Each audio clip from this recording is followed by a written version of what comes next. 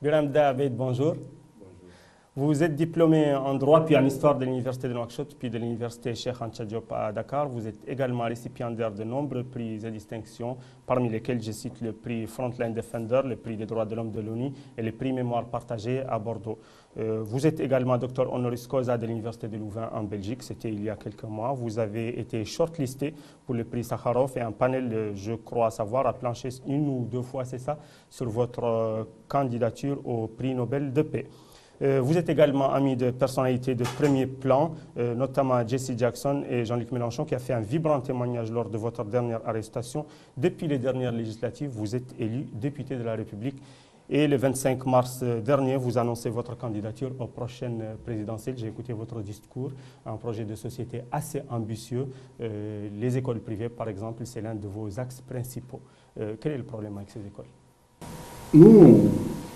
Salam alaikum.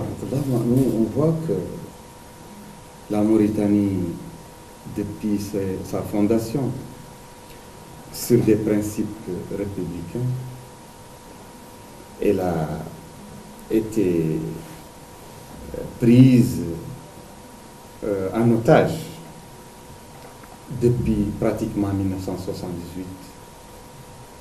Et depuis lors, c'est la régression dans tous les domaines.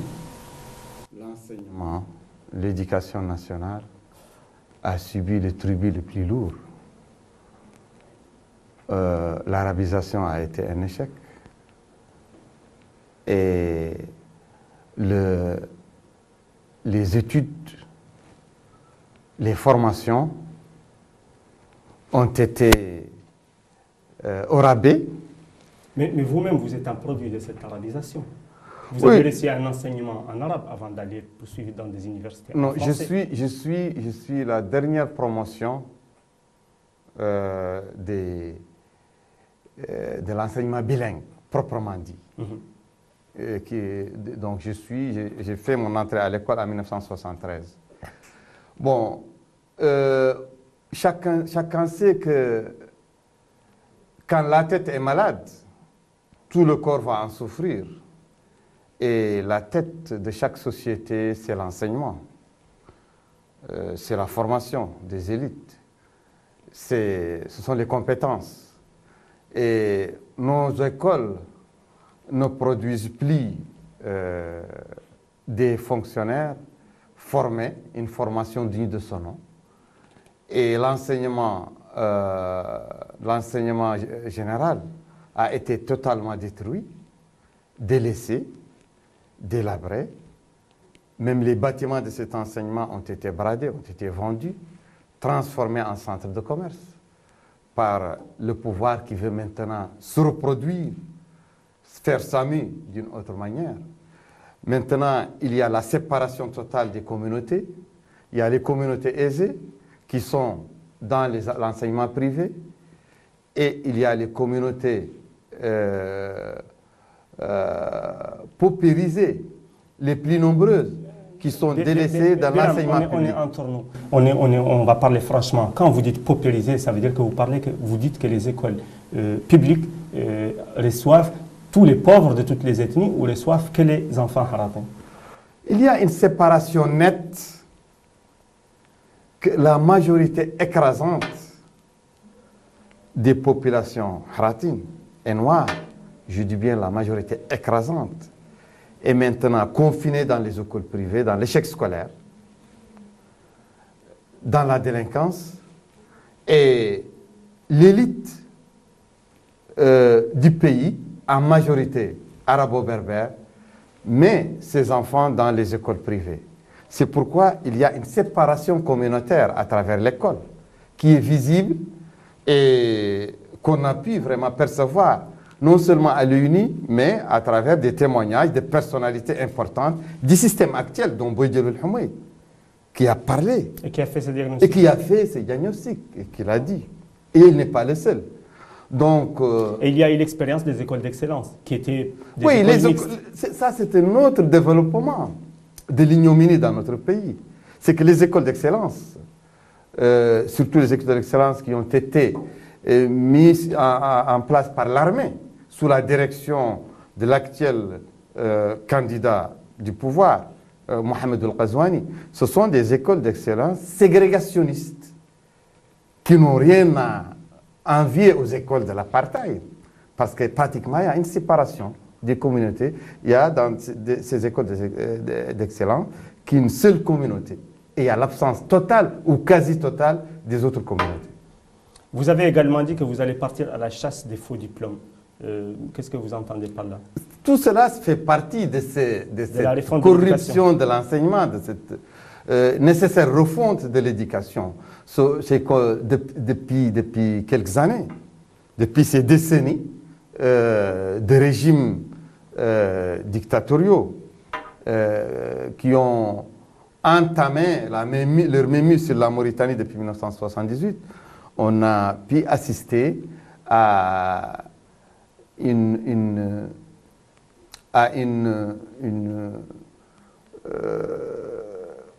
vraiment une entrée en force des détenteurs de faux diplômes dans la fonction publique et dans les hautes fonctions de l'État. Pourtant, vous le savez très bien, vérifier un diplôme, il suffit d'appeler le nom et le pictogramme qui est au dos du diplôme. Il n'y a aucune volonté de vérifier les diplômes.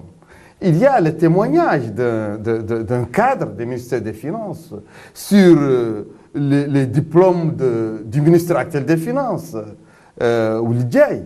C'est un témoignage consternant. Et je sais qu'il n'est pas le seul.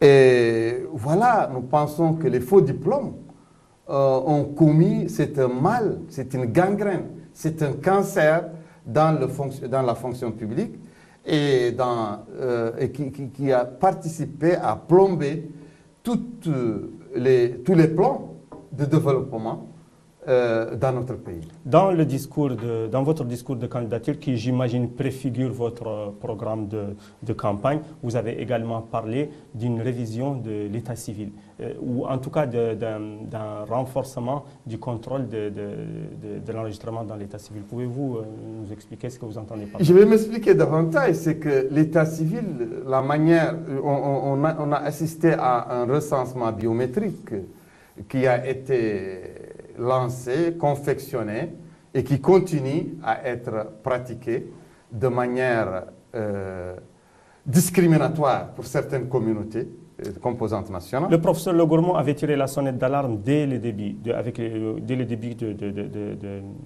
le mouvement de touche pas à ma nationalité, puis certaines anomalies ont été corrigées depuis.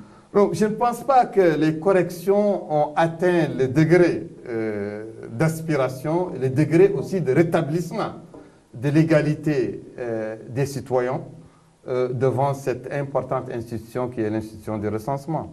Je pense qu'il se compte encore beaucoup de pourcentages au sein des populations mauritaniennes qui ne sont pas recensées et dont les agents de recensement ont toujours des préjugés sur certaines catégories, sur certaines composantes de la population qui rendent des préjugés qui rendent difficile le recensement de ces catégories de population. Quand vous dites les catégories de population, c'est plutôt négro-africains, plutôt haratin.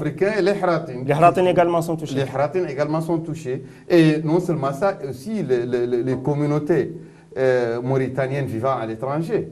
Toutes composantes, la diaspora, toutes composantes ethniques confondues aussi, vivent des difficultés énormes à cause de ce recensement qui n'est pas du tout équitable et qui n'est pas à la disposition, à la portée de toutes les catégories sociales. Je continue donc d'avancer dans le discours de candidature. Vous avez parlé d'un audit de la propriété de l'État. Audit, c'est-à-dire auditer contrôle, ou alors vous allez auditer ce qui appartient à l'État et ensuite, je n'ai pas compris comment vous... Tout ceci à la fois, on va bien sûr auditer et contrôler tous les avoirs de l'État, dont les biens meubles et immeubles. Parce qu'on a constaté que durant les régimes arbitraires qui ont dirigé la Mauritanie, beaucoup de dirigeants et de clans de dirigeants ont confondu les biens de l'État avec leurs biens propres. C'est des accusations graves. Non, c'est des accusations que j'assume. Le contrôle, certainement, si nous arrivons au pouvoir, va être fait de manière transparente. Et nous pensons que le régime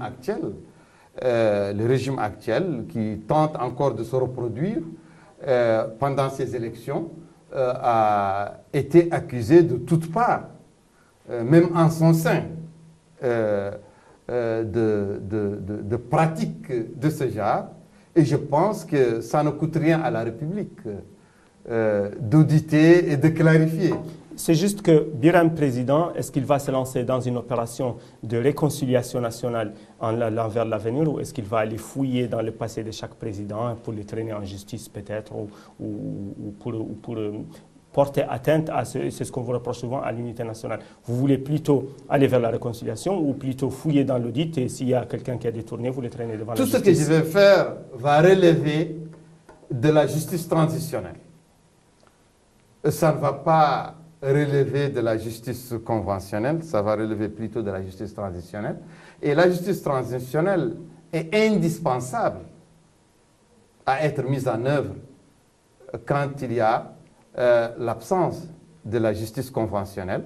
Et nous pensons que ça relèverait de l'indispensable transparence, l'indispensable vérité pour que les Mauritaniens puissent se ressaisir et puissent repartir sur une nouvelle base pour un nouveau départ et une nouvelle refondation.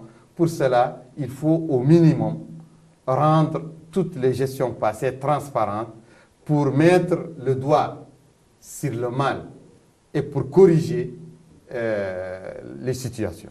Le programme que vous avez donc décliné est un programme ambitieux, donc c'est un programme qui va coûter de l'argent. Vous avez dit que vous allez financer ça avec les revenus gaziers et miniers. Est-ce que cela implique une renégociation des accords déjà ratifiés entre la Mauritanie et les sociétés multinationales qui investissent dans notre pays? Absolument. Nous pensons que tous les accords dans tous les domaines de coopération économique avec nos partenaires doivent être renégociés. Parce que chacun sait que beaucoup de doutes,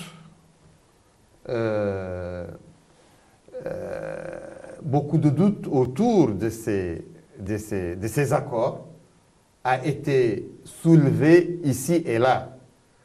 Vous faites référence de l'enquête de la commission américaine qui a enquêté sur l'entreprise Kinross en Mauritanie. Pas seulement ça, mais encore beaucoup d'autres zones d'ombre dans les accords, dans la coopération économique et financière entre la Mauritanie et ses partenaires depuis ces dernières décennies. Vous êtes élu, vous convoquez les pétroliers, les miniers, les gaziers, vous leur dites quoi exactement? Non, ce sont mes services de compétences qui vont d'abord tracer l'approche nécessaire et qui doit prendre en compte notre amitié, notre coopération, notre souci fort de maintenir et de développer la coopération avec tous ces partenaires, mais aussi un autre souci, c'est le souci qui est l'intérêt primordial du peuple mauritanien à s'approprier vraiment les bénéfices de son sous-sol et de ses richesses.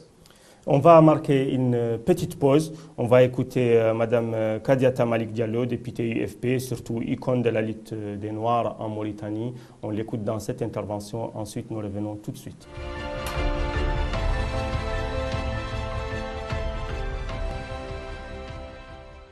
La reconnaissance de l'existence d'un problème, c'est déjà un pas. Reconnaître qu'il y a problème. Parce qu'il ne faut pas que lorsqu'on dit qu'il y a des problèmes, qu'au niveau de l'État, qu'on nous dise non, l'unité nationale, Khat Ahmar. Alors si on dit Khat Ahmar, l'unité nationale, qu'est-ce que vous voulez? Il y a des gens qui souffrent. Il y a des gens qui ont leurs problèmes. Au lieu de chercher à comprendre, si vous dites que c'est Khat Ahmar, ça veut dire qu'on ne veut pas régler les problèmes.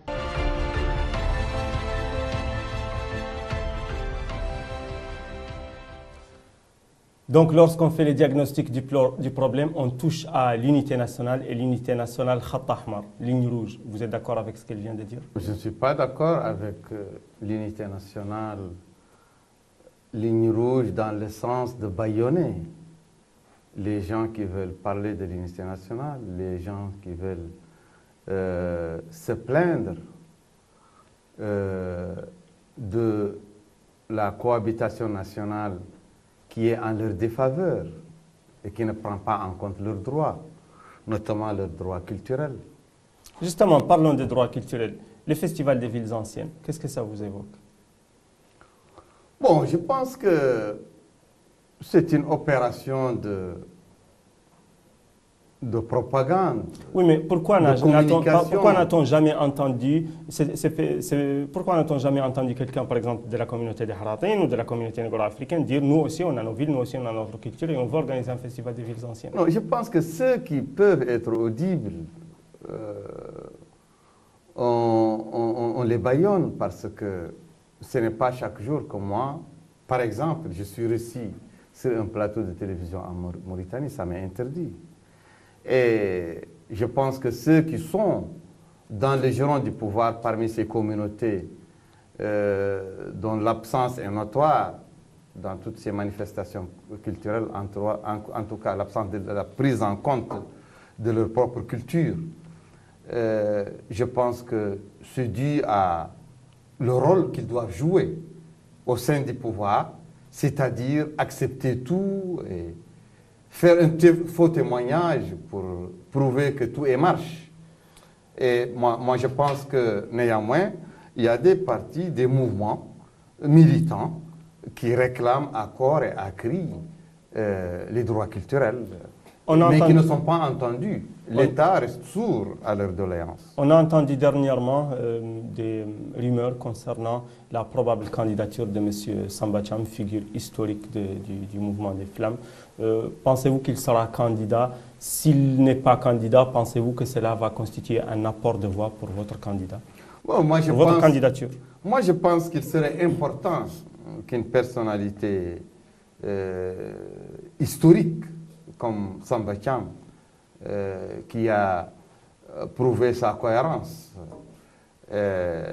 prouvé ses forces convictions, je pense qu'il est important qu'il soit parmi les candidats à l'élection présidentielle de 2019. Alors, Samba Thiam a réussi à fédérer autour de lui plusieurs personnalités de premier plan de la lutte négro-africaine, notamment Khan Hamidou Baba, Mamadou Alassane et d'autres encore. Vous avez déclaré très tôt votre candidature, à un moment où l'opposition cherchait un candidat unique. Je vais être honnête avec vous. Pourquoi vous avez échoué à réunir autour de votre candidature le reste des leaders de l'opposition? Bon, moi, je pense que les oppositions sont différentes. Je pense que puisqu'il y a plusieurs partis d'opposition, plusieurs mouvements d'opposition, c'est qu'il y a plusieurs projets de société différents. Mais ils étaient à la recherche d'un candidat unique. Je n'étais pas parmi la coordination qui recherchait un candidat unique, parce que moi, j'ai présenté ma candidature depuis janvier 2017. Et le projet de société que je veux défendre est un projet de société qui émane d'une trajectoire militante qui me concerne et qui concerne des milliers de Mauritaniens avec moi. Et nous avons notre propre conception de la société, notre propre conception du pouvoir. Et nous avons notre projet de société propre, ce qui ne nous empêchera pas de coordonner avec toutes les autres oppositions dans certaines phases de la confrontation avec le pouvoir. Justement, nous avons vu un échange d'amabilité entre vous et le candidat du parti Tawassoul, M. Sidi Mohamedou Boubacar. Il est venu à votre annonce de candidature, vous êtes venu à son annonce de candidature. Est-ce que cela préfigure un accord de désistement amitié ou en tout cas de soutien dans la perspective d'un second tour à la présidentielle de juin prochain? On n'a pas encore discuté la perspective de deuxième tour, mais je sais que notre mot d'ordre à nous, autour de la candidature, la coalition autour de la candidature de Biram Daharbey, notre mot d'ordre est de coaliser et d'unir toutes les tendances opposées au candidat du pouvoir actuel, au candidat de Mohamed Abdelaziz, qui est Mohamed El Ghazouani. Donc, c'est un mot d'ordre qui est déjà en marche et nous discuterons au fur et à mesure des problèmes qui se posent, comme celui du deuxième tour. Et selon vos informations, selon les échos que vous avez de vos militants et surtout de votre antenne à l'intérieur du pays, vous pensez arriver devant ou derrière Sidi Mohamed Boubacar? Nous pensons qu'il y aura un deuxième tour. Et c'est l'essentiel pour nous. L'essentiel pour nous et notre point focal, c'est que tous les candidats d'opposition fassent le maximum d'efforts pour recaler le candidat du pouvoir et de la reproduction du système de Mohamed Abdelaziz pour un deuxième tour. C'est ça notre objectif pour le moment. Et je pense que nous sommes en droit d'espérer que ce sera possible.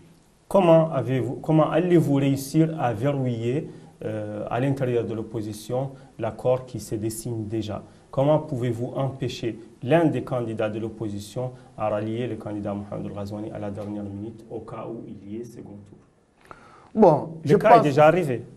Le cas est déjà arrivé. On a déjà vu des candidats de l'opposition rejoindre le candidat de la majorité entre les deux tours. Bon, moi j'ai déjà dit auparavant qu'il y a plusieurs formes d'opposition. Il y a plusieurs tendances d'opposition. Il y a des oppositions à des hommes, il y a des oppositions par défaut et il y a des oppositions de principe. Toutes les personnes qui sont mises, tous les mouvements, tous les partis, tous les candidats qui sont mis par des oppositions de principe se retrouveront certainement dans le même camp au deuxième tour. Mais les autres oppositions, par exemple aux personnes des oppositions de notre genre, il n'est pas étonnant pour nous qu'ils se retrouvent avec le candidat du pouvoir. Je vais vous contraindre à faire un petit exercice de politique fiction. Je sais que vous n'aimez pas ça, mais je vais quand même vous le faire. L'idée est la suivante. Mohamed Ghazouani arrive au pouvoir. Pendant toute sa campagne, il a déjà dit et il continuera de dire que c'est le candidat du consensus. Si jamais il veut prouver que c'est le candidat du consensus et qu'il veut former un gouvernement d'union nationale auquel il vous invite à y figurer en vous donnant de larges pouvoirs, imaginons le ministère des Affaires étrangères par exemple, quelle serait votre réaction? Mohamed Ghazouani n'est pas un candidat du consensus. Il ne l'a pas prouvé, il ne l'a même pas dit de manière claire et nette. Il est le candidat de son mentor, de son ami de 40 ans, de son compagnon de toujours, Mohamed Abdelaziz. Nous pensons que les personnes qui avaient vendu l'idée qu'il y a eu un coup d'État blanc lors de l'échec de la dernière tentative de déverrouiller les articles de la Constitution concernant le troisième mandat, ceux qui ont dit qu'il y a eu un coup d'État blanc, qu'il y a Mohamed Ghazouani avec une équipe de militaires de haut gradé qui ont stoppé, qui ont mis fin au pouvoir de Mohamed Abdelaziz et que Mohamed Abdelaziz est devenu un figurant et qu'il est totalement écarté. Je pense que ces personnes n'ont pas pu vraiment prouver sur le terrain ce qu'ils ont dit, parce qu'on a vu que la CENI d'abord, qui était depuis toujours une CENI à peu près indépendante quand même dans la forme, lorsque le pouvoir de Mohamed Abdelaziz a accepté de nommer en 2009 un président de la CENI qui est de l'opposition, lorsqu'il a accepté de nommer en 2013 un président de la CENI qui est aussi de l'opposition. Mais cette fois-ci, on voit que les pouvoirs publics s'accrochent à une CENI acquise à Mohamed Ghazouani. C'est de votre faute. C'est de votre faute. Vous avez été absent lors de la constitution de cette CENI. Il y a eu un dialogue. Vous, l'opposition, pourquoi vous n'avez pas participé au dialogue pour former la nouvelle CENI? L'opposition, on n'a pas permis à l'opposition de participer à cette CENI passée, mais la CENI, on peut toujours la changer. À 2 mois de la présidentielle? À 2 mois de la présidentielle, on peut bien la changer jusqu'au 15 avril, on peut changer la constitution. La loi le permet. Et ça a été fait auparavant. Une fois même, les élections ont été reportées. Ah, vous souhaitez cela? Vous souhaitez cela? Si on reporte la présidentielle, ça va changer tout le calendrier. C'est un exemple que je donne. Pas reporter la présidentielle, mais accepter de changer la CENI selon la loi qui a mis en place la CENI, qui dit qu'une partie de la CENI doit être partagée de manière équitable entre l'opposition et le pouvoir. Actuellement, sur quelle base? Sur la base de l'Assemblée nationale, sur la base de la représentativité parlementaire? Sur la base de beaucoup de paramètres, même sur la base de candidature aux élections présidentielles. La CENI, c'est un outil d'élection et nous partons aux élections.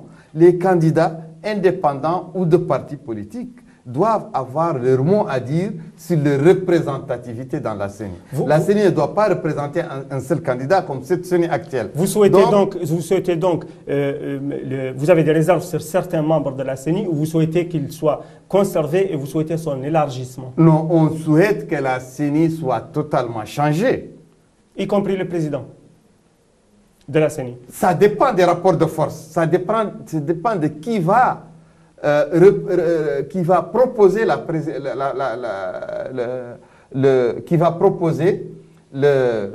reconduction de ce président. Je n'ai pas un problème personnel avec ce président, mais je pense que la CENI doit prendre les formes qui sont dessinées par la loi, ce qui n'est pas le cas actuellement, car tous les membres de la CENI, sauf les représentants de l'APP, ont déjà fait allégeance à Mohamed Ould-Ghazouani. Donc, je pense que la CENI doit le fait que le pouvoir n'a pas le courage d'orchestrer et d'accepter ce changement dans la CENI qui est conforme à la loi, veut dire que le pouvoir n'est pas en confiance. Oui, mais je vais être honnête avec vous. Vous savez ce qui se dit du côté du pouvoir? Il se dit que vous, pas Biram Da'abed, vous, l'opposition, votre logiciel de mouvement a été façonné autour du troisième mandat. Vous étiez totalement sur les starting blocks pour le troisième mandat. Le président Mohamed Abdelaziz vous a pris de court en renonçant au troisième mandat. Du coup, vous vous êtes retrouvé sans candidat unique, sans perspective. Et à 2 mois de l'élection, à demander le changement de la CENI, alors que vous avez eu 5 ans pour préparer tout ça. Ça dépend de quel courant vous parlez. En tout cas, le courant de la coalition autour de la candidature de Biram Da'abed, nous, on n'a jamais tergiversé. Nous avons toujours été égal à nous-mêmes.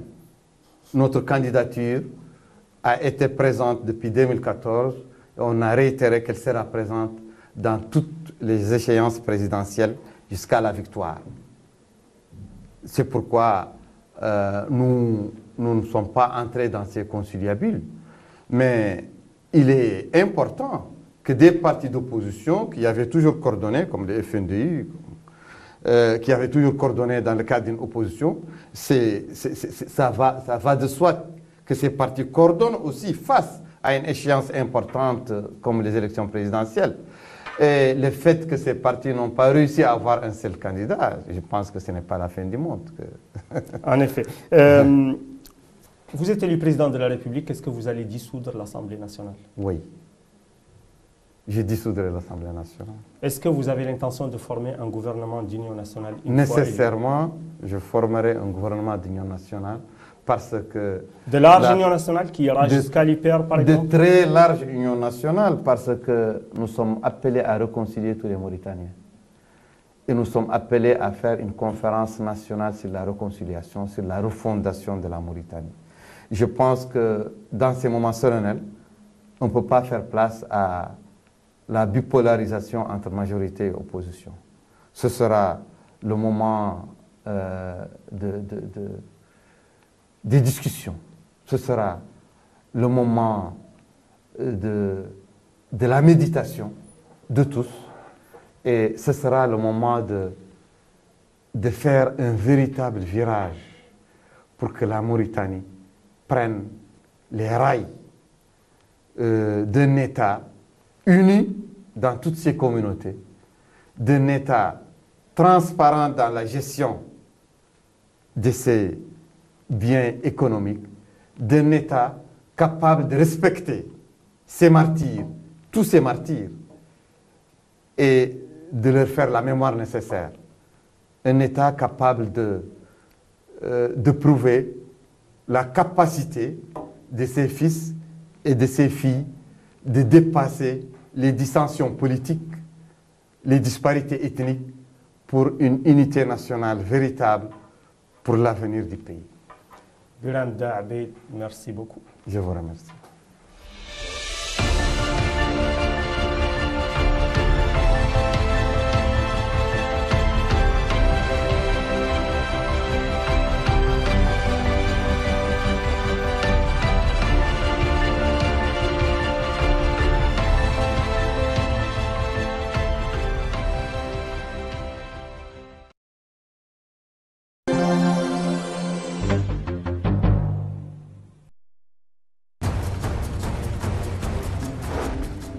عندما يشتد السباق وتحتدم النقاشات وتتباين الآراء وتتباعد وجهات النظر وتضيع البوصلة، نضع المواضيع والملفات على طاولة النقاش لنقرأ معكم تفاصيل المشهد السياسي من زوايا مختلفة بكل مهنية وموضوعية لنواكب معا استحقاقات 2019. السباق الرئاسي على قناة الساحل.